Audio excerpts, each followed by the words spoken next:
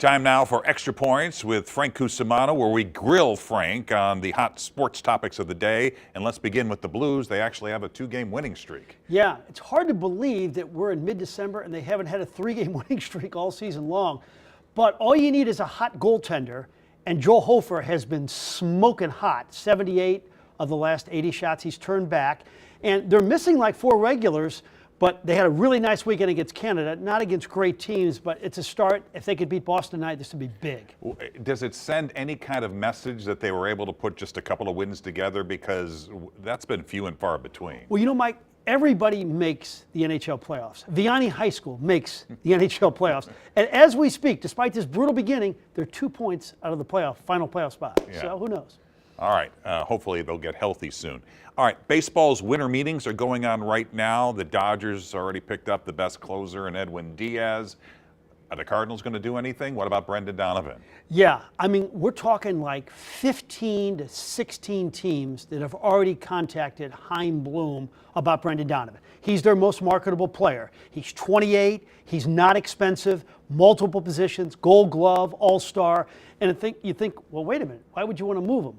Well, if you're in a rebuild, you want to maximize, your point of return, and he can get you the most of any player. All right. What about Arenado? What about Contreras? What about Lars Nootbaar? All those names have been floated around as possibilities for a trade. I think it'd be tough to trade Lars Nootbaar coming off double heel surgery. Arenado is going to be really difficult to move. They're going to do their best.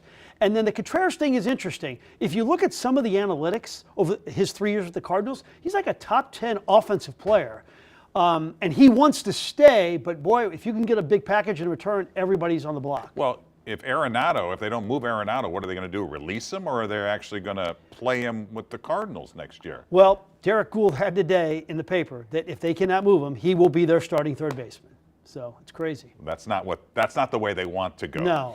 All right, quickly, let's talk about the St. Louis U Billikens in the Final Four for college soccer. Now, I know they've been there before, but it's been a long time. 1997. Kevin Kalish, the coach, was a player then, and they weren't, a high seed, but they haven't lost, since September 23rd. There's just a feel about this squad. It would not shock me at all if on Monday night they're the national champions. And we here in St. Louis, if you're a sports fan in St. Louis, need some kind of win, some kind of championship, don't we? I mean, yay to Wash U, but yeah, other teams haven't been able to do it. Division I and our professional teams, no championships this decade. The drought could end on Monday night. Well, that would be nice. Yep. That's Extra Points for tonight.